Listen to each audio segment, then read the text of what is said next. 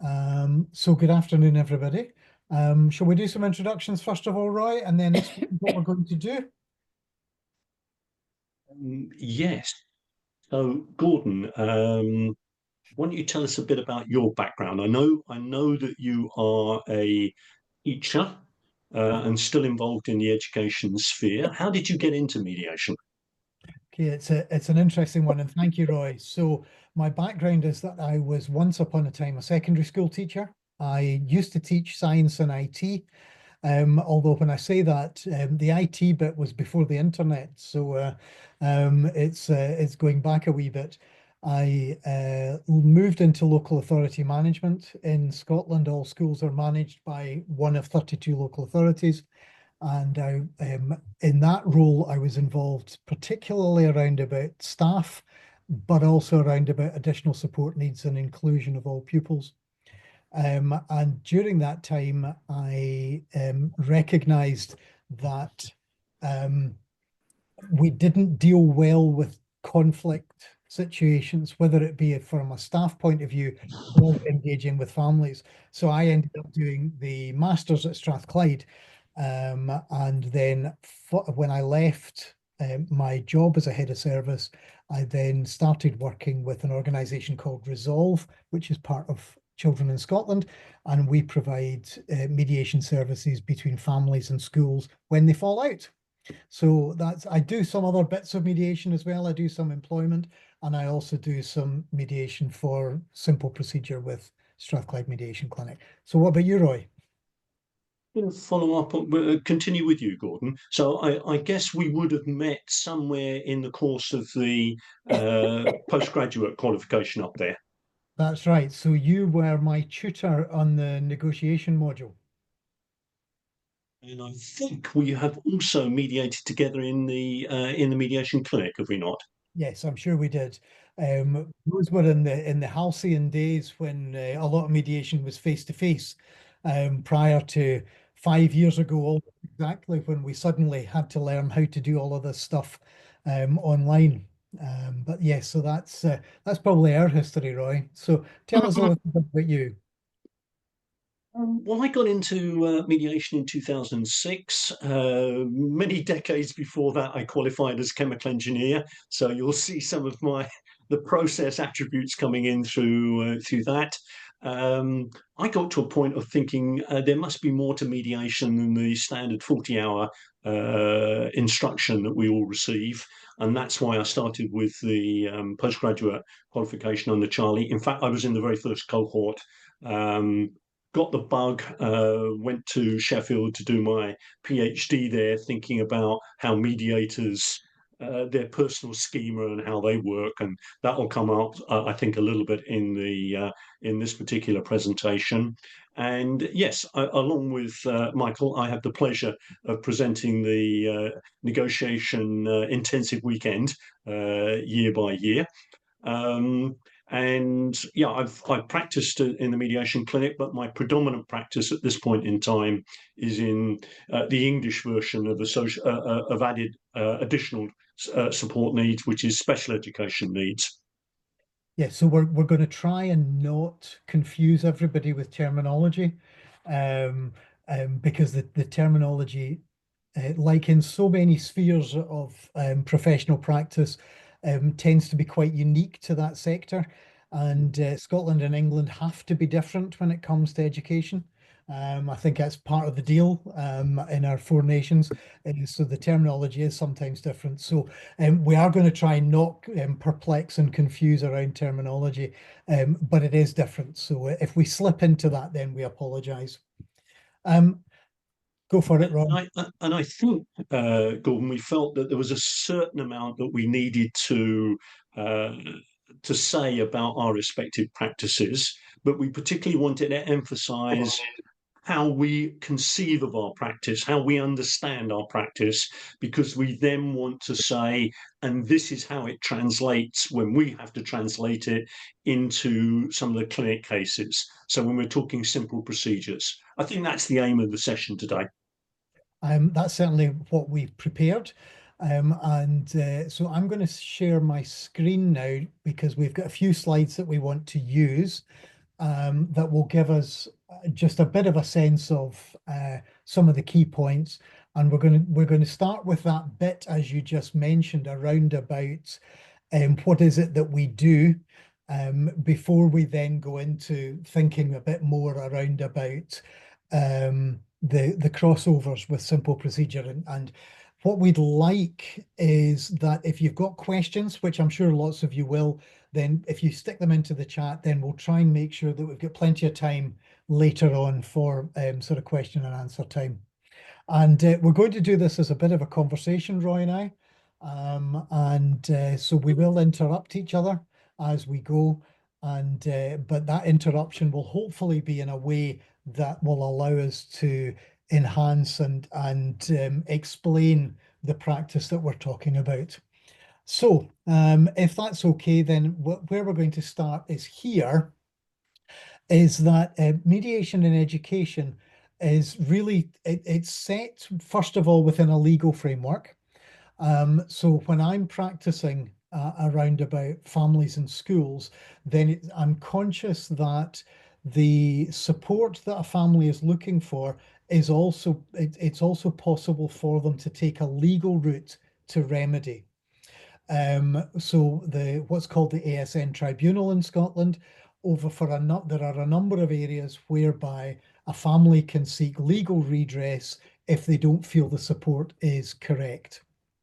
It is very much about supporting the child or young person in their educational journey and about getting things right for them. And one of the things that I always do in additional support needs mediation is to try and make sure that everybody involved in the case recognizes that there's a child at the center of all of this. It's not about money. It's not about scarcity of resource or whatever. It's about trying to make sure that we get things right for that child. It's also very much about seeking to avoid breakdown of relationship. And as we have all been involved in school life, either as our own school journey or as parents or grandparents, and we recognize very strongly that school is about a relationship. Schools tend to be at the heart of a community. And as such, there is something important and long-lived about the relationship that a family has with a school. And for most families, they don't actually have an option about just going elsewhere. You can't normally decide just to take your business off and go somewhere else. We also need to recognize that there are duties on local authorities and schools. These are legal duties. And these legal duties are ones that are enforceable by law.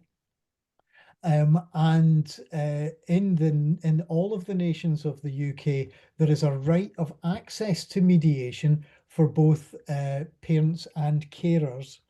And the interesting part about that is that access to mediation is usually paid for by either the school or the local authority, but needs to be independent of the school or the local authority. So the organisation that I work for to provide mediation services gets its funding either directly from Scottish Government or from the local authority, but is seen as completely independent. And that's a huge benefit for us as mediators, is that independence. However, although we sit in the shadow of the law, there is no sanction for either family or the school or local authority for not engaging in the process. However, I think it will probably become quite obvious that for that school or local authority to not engage will result in all sorts of reputational damage and the like.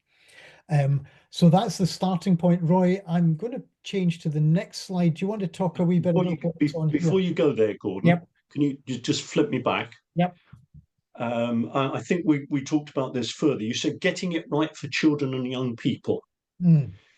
Might one say it's also getting it right for school and local authority? I think the reason that I used that language here was because the child is at the center of the process. There is a huge risk for a local authority or school if they continue to get it wrong. both a legal risk and a reputational risk if they get it wrong. But the reason I used that phraseology was simply that remembering that there is a child at the center of any of our discussions. Thank you. Right, shall I move on the slides for us? Yeah, so without burdening you on the huge differences between the English system and the Scottish system, because there's elements there that Gordon has talked about which are clearly recognisable in the English system. The English system is all built around what are called education, health and care plans, although the aspect that really engages us is the education, and it gives access to additional support above the normal funding for a school up to the age of 25. It comes in four flavours, if you like, the disputes in special education needs. First stage is an assessment, trying to sort out the evidence. The second is an issuance of a plan. Then there's disputes about what's actually put in the plan. And then finally, the school or the setting, the placement with that plan. It does, as Gordon suggested, operate in the shadow of the law. These days, you can't get to tribunal unless you've at least considered mediation. If you agree to go to mediation, local authority is obliged to be there and have these conversations. I think there's always a challenge for a mediator as to whether you focus on the very specifics of is it assessment, is it issuance, or you take a broader view of things. Usually a broader view is helpful and it brings together far more, but that's a challenge we have as mediators. And the sort of things that come up, sort of topics, evidence, but also simply understanding. Parents are baffled about how all these things come together. So there's an element that understanding is very important, or improving understanding, proving trust, because by the time they come to you or me, Gordon, trust has probably broken down. Communication is not what it could and should be. Yes, and I think I think the biggest parallel for us is that issue around about trust. And the reality is that in all sorts of little ways, that trust will have been broken between the authority figure, or what might be perceived as the authority figure, and what might be perceived as to where the power might sit. But I'm sure we'll talk about that as we go, about whether it actually sits there or not. Um, and the family, who just feel as though they're at their wits' end quite often, in relation to getting things right. In the Scottish additional support needs system, there is probably a slightly less formal structure, but there are still broadly two areas around about which mediation can be involved. One is very much about, I want my child to go to this particular school. You've said no, so we're now in dispute. The second one is tends to be around about the type of support that's in place, and whether that support is working, or not working. And that will often be around about that breakdown of relationship that you talk about there, Roy. And that will be where much more the school is involved as opposed to the local authority. But broadly speaking, those are the sorts of areas that we're dealing with.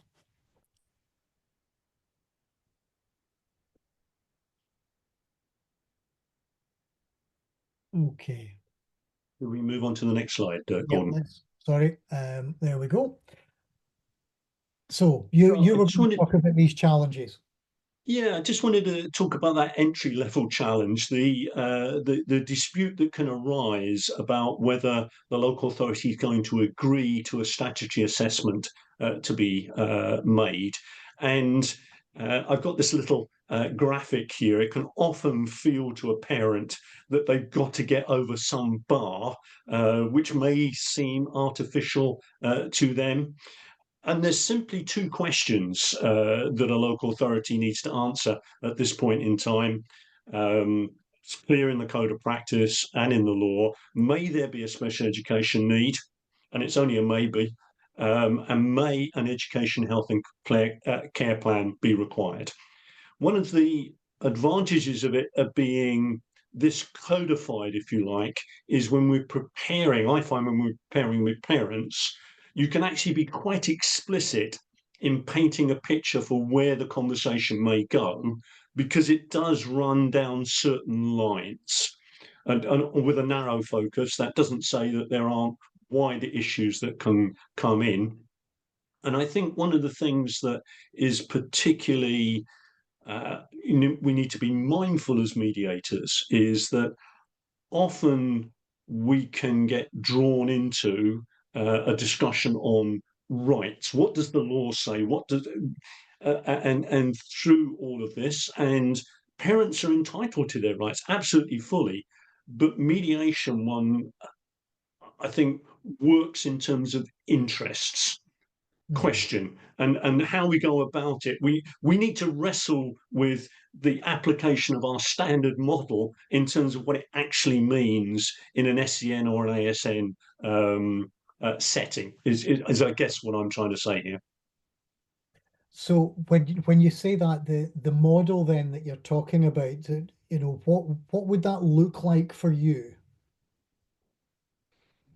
We're going to unpack that as we go, because I think this is something that we learn in basic training. And I first was accredited as a commercial mediator. So everything had a more, it seemed, looking back on it, a more transactional bent. Mhm. I then trained and was accredited as a community mediator, and that set me in a. The training was exactly the same. How it actually manifested it was different, and I think this is this continuing working through our experience to try and develop our own personal models of mediation. I think that's what we're going to come on to from here. So I'm just kind of starting to lay out that particular thinking. Right. So I think before we get to the personal theory of practice, which I think is what you're alluding to there, we were also going to talk a little bit about dyads and triads. Do you want to take us? Will I put that slide up first of all so that we can go look at that? So this is how I envisage the table, or the virtual table, because we do most of these things online these days. And I've called it the conversational triad, because the principal players in this are the parent, and occasionally accompanied by the young person, the school, and the local authority. So a local authority has expectations of what the school will be doing before a plan comes into play. Parents want the best for their child, understandably. School, in a sense, is trying to be consistent with the local authority, but also deliver the best that they can within the resources that they have available to the parents. So, in terms of managing any mediation, this is the three principal players. And it is a triad, and that's, I think, to express a degree of complexity versus simple procedures, which are basically two parties, a dyadic, and triads are more complex than dyads. We were talking about, there's some interesting theory and thinking about how they work, but one of the things that you may find in triads is they default to dyads plus one of the parties will join the other, and that can happen in these type of mediations where school and parents seem to be on one side and the local authority on the other, or occasionally school will be on the local authority side. There's various combinations, and I think the challenge for us as mediators is how do you manage this so that it does continue as a triad. And I've said conversational because that's, I think, how I envisage these mediations. They are not problem-solving sessions. They are conversations that I will facilitate as a mediator. I put myself within the circle, so to speak, because I feel very much part of that conversation. I also note that there are supporters there. This could be lawyers, it could be what we call independent advisory. Occasionally, it's grandparents. We could have in any one session maybe 7 or 8 people, which yeah can be quite a dynamic to manage online. And I was interested in that particularly, Roy. I had the privilege of observing your practice, where now I think there were either 7 or 8 folk in that room. There were the foster parents. There was somebody from the fostering agency. There was somebody from social work. There was the school. There was the local authority. I think there was somebody else as well, although I can't actually remember. And one of the things that struck me was about how important it was to allow that conversation to flow and it not be entirely formulaic, entirely process driven, so that there could be that sort of engagement across parties. And we spoke a bit about how you manage that. It's very much how do you get a conversation going? And I think it starts way back in the preparatory phases of mediation, particularly with the parent, but also how you set up the initial part of a mediation. Mm, So, for instance, I will always offer a choice. Well, I'm looking to set up the conversation with a short introduction from the local authority and also one from the parent, which I will summarise. That sets as I would describe it, and that frames our conversation, and that's our point of departure from there. And I will always give them the choice about who speaks first, because sometimes parents want to speak first, sometimes they're more comfortable with the local authority speaking first. And it's just how you manage a conversation. I always pitch that to parents in that sense. They are they've never been, but mostly they've not been in mediation before. It's a very strange place. So I said, look, think of it as a conversation. It's probably tense at the beginning, but that usually dissolves pretty quickly. You will come with your perspectives about what's needful. Local authority will come with theirs, school will come with theirs. We'll have the conversation, we'll put all the pieces together, and then we will invite the local authority to think about if they might change a decision or what the action is from there. These are kind of common day terms, hopefully, that make them feel more comfortable, but certainly how I approach it. yeah, so there is something you would recognize it as mediation. You spend time with individual parties beforehand on a confidential basis. When you bring them together, when we bring parties together, there is that sort of introductory summarizing and then the conversation that falls out from there. Recognizing that it's a very relational process that's going on from there. Does that take us then into this next aspect about personal theories of practice then, Roy? So, but let's talk about that concept as such. You and I have talked about this, and I wanted to get your take on that. But what are we talking about? Personal theory of practice. It's the use of reflective practice to go from theory, if you think about your basic training, to practice, reflecting on practice, generating theory, and you just continue to go around that loop. And hopefully, that's something that you can continue to develop over life. And I think what you and I have set ourselves the challenge, and this is partly what we're talking about here, is it helpful to actually put it down in writing? How did you find that, Gordon? Well, this was something that was particularly interesting for me because I think I had a notion in my head as to what my personal theory of practice was, but I don't think I'd ever actually taken the time to try and structure it into a written form. And so when we were beginning to prepare for this, I actually took a fair bit of time and just went, right, so what is it that I do in ASN mediation and who is it that I am? I think there was something very conscious about this, not just about being the process that we go through, but who is the mediator sitting in the midst of it. And so when I did that, I think very quickly started to recognize that one of the key aspects of who I am in that process is recognizing that the all of those people in that triad are all human beings with aspirations that are needing to be heard.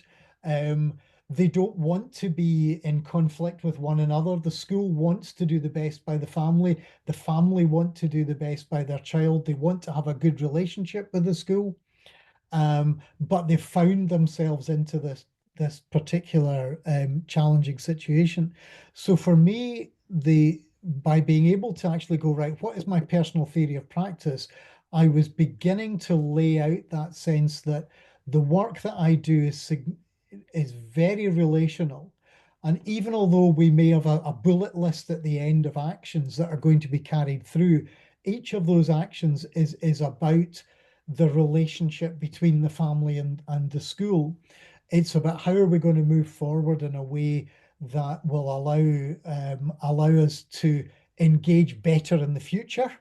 And that actually redolent to what we were listening to this morning from Michael around about getting better at dealing with conflict in the future really struck a chord for me. And but then actually going further than that and recognizing that in this practice there is a circle that keeps rolling on and moving forward for quite a number of years, and that the maintenance and positive engagement of relationship is really significant, and I think that was something that you were talking about as well in your practice. I just want to go back up to that second bullet point. Thank you, Gordon, because I think we both would say part of the challenge of understanding mediation, because I think to a sense we were prone to do this morning, as mediation is, and we all have our expectations of what it is, but it's quite situational. What we do in educational mediation will be different in a commercial mediation or a workplace mediation. And I think that's good to recognize, but it's not just that, it's dispositional. It's down to the individual mediator, and I think their personal values, what they feel they're trying to achieve in the mediation. And I'm conscious every time I sat down with my practice group in special education needs, even within the same practice area, we have different ways of looking at things. Mhm. Um, and that comes from our own experience and building that. And that's all good. I think the encouragement is to be explicit in thinking about why we do things the way we do. Yeah, so there was that sense of, and just go back to what you said as you introduced this particular bit of our thinking, that being that reflective practitioner and actually intentionally taking time to think through why we do what we do. Would that be fair? And it's really an encouragement to get beyond the the what and how questions of mediation and think about the why and who. Why Yeah. do we do things? Who are we when we come in there? So I tried to capture. I've got it in about a page and a half, Yep. but just the highlights of how I would describe my SEM practice. First of all, it's relational. I guess you can say that versus transactional. I Yep. think purely evidence based would be rather transactional. I favour a relational base. Um, Another way of looking at that, if you think in transformative mediation terms, is all about parties enabling the parties to recognize each other and to empower to actually to speak, or as I would say to them, mediation as a place to say what needs to be said and to hear what needs to be heard. I'm very much along the lines of problem management. This is something that I picked up in looking at some psychotherapy research, and there's a well-known name in that area, in that field, called Egan. He makes a big distinction between problem solving and problem management. Problem management is getting the parties to recognize that they actually have the capability to problem solve. And that's why I spend a lot of time, effectively coaching where the conversation may go, with the hope that it particularly empowers the parent to know how these things come together and to be able to do something which is not only going to work for the mediation, but hopefully put things on a better track for the future. Yes, and that's interesting, that bit, Roy, around about, and I think we're both echoing that same thing, that it's about how might this be better in the future. And finally, a lot of what I'm trying to do is create a safe space. If I can create a safe space, if I can bring some focus to a conversation, then that conversation will go wherever it needs to go, and we will come to whatever conclusions we get to. Yes, and those conclusions may or may not be written down in a summary. Highlights will, the actionable, if I can put a date and an action and a person responsible for it, it will go in there. Yeah. But there are the less tangible benefits, like a restoration of trust, communication, etc., that probably don't go in there. And that's interesting, isn't it? Because we always produce a mediation summary, and the mediation summary includes those actions, the sort of who's going to do what by when type of thing. But it's interesting, that sense of the stuff that doesn't go into the summary, and that's that less tangible stuff about we might be better at doing this, in the future, without the need for an independent third party. Conscious of our time, we thought we would maybe move on now to seeing the crossovers to simple procedure. So, we highlighted a number of things that we thought were particularly pertinent around about the crossovers, and for those of you who are involved in the workshop here and maybe haven't seen simple procedure, simple procedure is the sort of small claim, so up to £5,000, and tends to be very often around about goods or services that haven't been provided in the way somebody would have hoped. But Roy and I both do both additional support needs and the simple procedure type of mediation with the mediation clinic. So Roy, do you want to tell us a wee bit about the sort of things that we've picked up here? Yeah, I often find that in a simple procedure, the kind of default is to come first to the claimant and then to the respondent. But I bring my practice from SEN, and I offer the choice because I don't have to control everything in a mediation. And it's actually the first decision the parties need to make. It's actually one they have to collaborate on right at the beginning. And it creates a different atmosphere. I find I think it's probably characteristic of me, I use a lot of summaries, and I bring that practice over. Pre-mediation is key, more so with special education needs, I think, but it also has its importance in simple procedures. Personal practice, I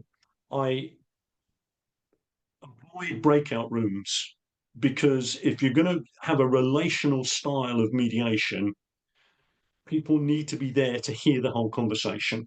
Mm-hmm. So I will only go into caucus, breakout room if necessary. I talked earlier about helping parties to find a template. That's my first stage in a mediation. How do I set things up? Helping them to have a template, and then they'll work from there. I would say I'm catalytic. This is a throwback to my chemical engineering days. I am not a neutral, stand on the side observer of mediation. I am providing, as any catalyst would, an active service. If I don't provide that active service, this ain't going to happen. you're going to struggle. So that's very much how I see myself as a mediator. And I say I take a contingent approach to this. This concept came out of some of the research and work I was doing with workplace mediators. There's a sense in which you take parties as far as they are able and willing to go on the occasion. Sometimes that can be more, sometimes that can be less. I'm open to what that may be. Yeah, there's the two or three things that I wonder about just picking up on there. The first one about who speaks first, and it's really interesting there is that actually you talk about that being a sort of collaborative act, and actually if somebody can find a way of making an agreement on a tiny thing like that, you almost begin to create the space that is about making an agreement, which I think is interesting. The other thing that I would pick up on is that the vital role of pre-mediation. Anybody who knows me will know that I often say, probably far too often say, the time that we spend in pre-mediation, those private one-to-one conversations, are actually worth their weight in gold, because there is a coaching element that goes on in that, as well as the parties getting to know who you are as a mediator, and being able to talk about the process. It can help the process of beginning to understand what the problem is that they're trying to solve. Because often, I certainly find often people have a very chaotic view of what the problem is that they're looking at, or what the conflict is, and that pre-mediation can really help significantly. So there are a number of things in there that are really vital, and in both contexts, and may well be relevant in other areas as well. When we were talking about the title of our seminar, we were talking about things being different. So here there are some differences between additional support needs, or SEND, mediation, and simple procedure. And we've talked already around about frequent, we have maybe not used this term, around about frequent flyers. Often families in ASN mediation will never have experienced mediation before, but in your experience, Roy, that's not the case for schools or local authorities. Local authorities, I was talking to a local authority officer earlier this week in a case. And he said, look, I can be doing 300 mediations in a year. So they're pretty experienced. Now, not every local authority officer. So they're experienced in mediation. They may have experienced me on multiple occasions. So that actually is a difference in how that interaction goes on. They are also, just the way that system works, they are the sole decision maker. We've had the conversation, and it's back to the local authority about what they decide to do based on that. And there's a sense in which that gives a closing point in a mediation, because I can come back to them and say, okay, you've listened very carefully. What are you now minded to do? And that we kind of lack in a simple procedure. It can roll on and roll on and roll on. And I muse that there are some implications there. Yes, and it's interesting, isn't it? Because that local authority officer, um, it, it's not that they hold power, but the decision making that they will take can draw a line, and sort of end things.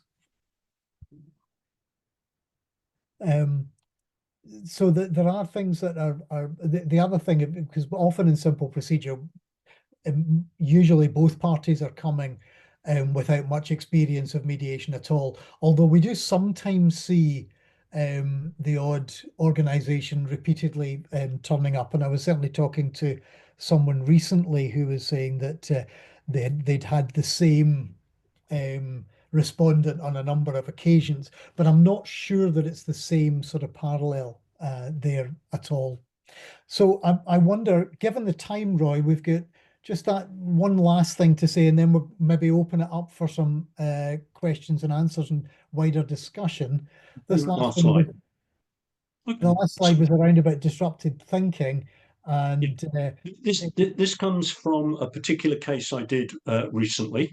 Mm. And I just invite everybody on the call to just take a moment and just actually think about your own practice and think about what would happen if you came across these circumstances here. So you're preparing for a mediation, and suddenly you recognize that an interpreter is required for one of the parties. Okay, so I change the normal. Your thinking is disrupted, which is a great place to be learning. What adjustments do you need to make? What's your thinking in terms of what you need to do, because there's an interpreter involved? That's the first question. And then the second question is, you discover that the time you have available for the mediation is going to remain exactly the same. And of course, with an interpreter, that's just going to take longer to have the conversation.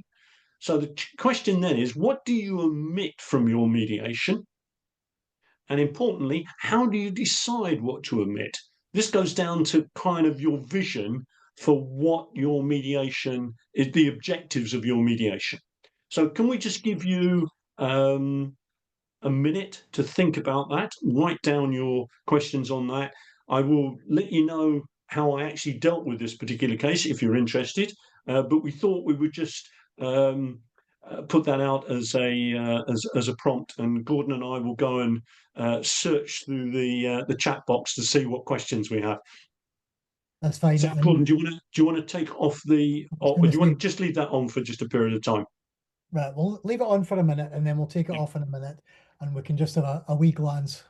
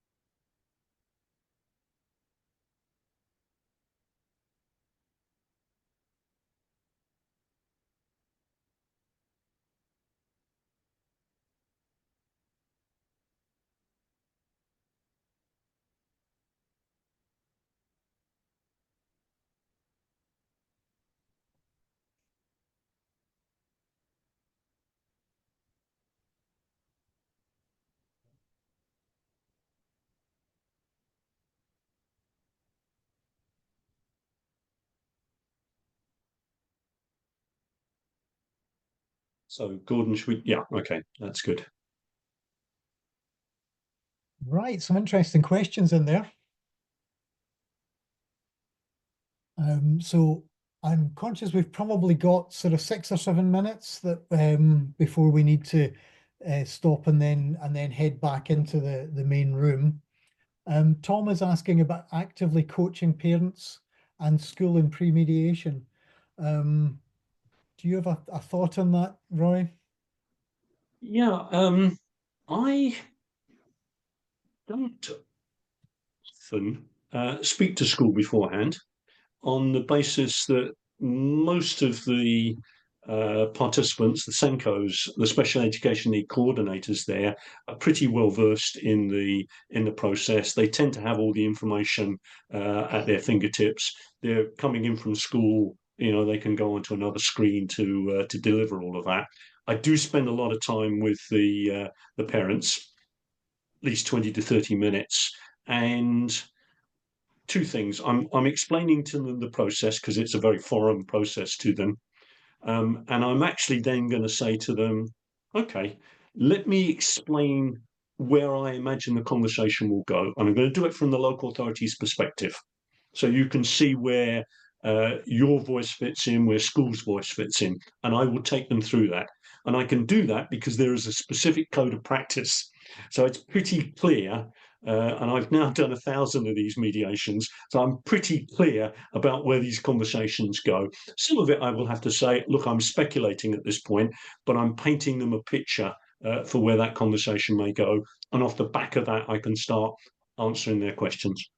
Mm. So that would it be fair to say that the you some maybe go beyond coaching in some of that pre-mediation, some of it signposting? Um, it's again, I'm going to go back to the metaphor of the conversation. I'm interested in preparing them for that conversation. Um, I'm probably less interested in all of the fine details of Hmm. it because the conversation needs to happen amongst the parties there. It doesn't have to happen with me. All right. I'm not there to solve their problem. I'm there to help them have an effective conversation. Yes, and I think that so there's an interesting distinction, isn't there? And I certainly spend quite a lot of time, particularly with families, although I would also have to say, although the local authority officers are very often frequent flyers, as we've termed them, I find that I often find that the school themselves may never have been involved in mediation at all before and are actually very anxious about it. They're very anxious about putting a foot wrong, about making a legal mistake, about those sorts of things. So I actually find that I can spend quite a bit of time with a head teacher or a deputy head teacher, allowing them to talk through the issue from their perspective as well. And I find that um, I, the word coaching is a funny one in that context because I think what I'm doing is I'm allowing their voice to be heard, and often it's the first time they've actually had their voice heard. Mm. One in the pre-mediation and then in the mediation itself. And I don't know how many times I've walked out of a council building when we've been doing a face-to-face mediation, and a parent has said to me, "Do you know, I feel so much better because I feel that somebody's actually heard what I had to say for the first time." It's an interesting observation, and we talked about this. And one of the providers that I get a lot of feedback because of the way they collect the feedback. So you've got comments on how parents and schools and local authority have responded, which is really helpful in terms of am I achieving what my objectives are here. And I for me, obviously, some of these mediations will be ones where the local authority has not changed their mind, Hmm. which ostensibly is going to disappoint the a parent.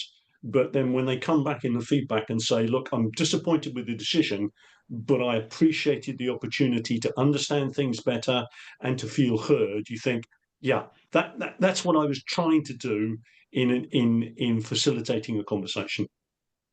Yeah, and I would go along with that one as well. And as I picture that walk out of the council office, I'm conscious that often it's when the council officer has not changed their mind. Um, and it has allowed the parent to understand the council's decision making, and actually it's allowed them to go, right, well, I now know where I'm going. I now know where I Mm. stand with Yeah. all of this. So that I think that there's an important part there, and it goes back to that whole idea about how you measure success. Um, right. Okay. What else can we pick out? There are a couple of things about coaching there, and then there's a few comments around about the interpreter test that you were talking about, Roy. And rather than maybe just reading out, I wonder if anybody actually wants to unmute and talk a wee bit about this before we finish up. I was just going to mention about interpreters because that can be quite incendiary to the other party. So how would you decide that they are legitimate and that they are not related to the person, that they're bound by the same, they understand the rules of the session. So it's about confidentiality, it's about acceptable to the other party and establishing their credentials. In this particular case, I think most likely we're talking special education needs here. It's going to be a parental issue with interpreting, and typically school local authority will want to do whatever helps the parent at that point in time to one hopes, but you might not necessarily have much control of that, that the interpreter has at least some experience of mediation, although you might need to get hold of them and say, okay, this is how the process works. This is where I imagine the conversation may go, so that at least prepped for that. Yeah. So would you get them to sign an agreement to mediate? Anybody in the room is there on the basis of confidentiality, and that will be documented in the agreement to mediate. And that, as far as I can see, doesn't raise any particular practical issues of doing these things. The major challenge of interpretation is it just the time that it takes to do that. So in this particular case that we're talking about, I would normally, right at the beginning of a mediation, I would give them a choice about who spoke first. I would summarize, I would set it all up carefully. I thought this is just going to take way too long to interpret all of that. I had the conversations with school and local authority. I said, do you mind if I summarize your position at the beginning, and then we can move on to supporting the parent and getting their input in all of this, which a change in the way I normally mediate it. They were agreeing to that. So that made it was much more focused at the beginning. And I could also pause and actually get a rhythm that would work with the interpreter. Yeah. And I think on that point, we're going to have to pull this to a close. Because our time is gone. There were a few other comments in there that would have been great to be able to tease out, but I hope that what we've done is be able to give a bit of a sense of the special educational needs world and the work of the mediator in that, and then the crossover that we have to other contexts. But we would like to thank you for participating. We maybe could, I'm sure we could have talked for much, much longer, but I certainly hope that was helpful. And Roy, I have really appreciated being able to work with you as we've prepared for this conversation and thinking about how we actually work in this sphere. So thank you as well. Yeah, I mean, we learned a lot just in the preparation of this. So even if nobody had turned up today, we would have been ahead. But it's a delight to put this out here. I think we are particularly concerned about how we learn as mediators and how we translate from place to place. And we'd love to have an opportunity to talk further about these things. But it's a pleasure to have done this conversation this afternoon. Thank you, Roy, and thank you, everybody. Well, thank you, Roy, and thank you, Gordon.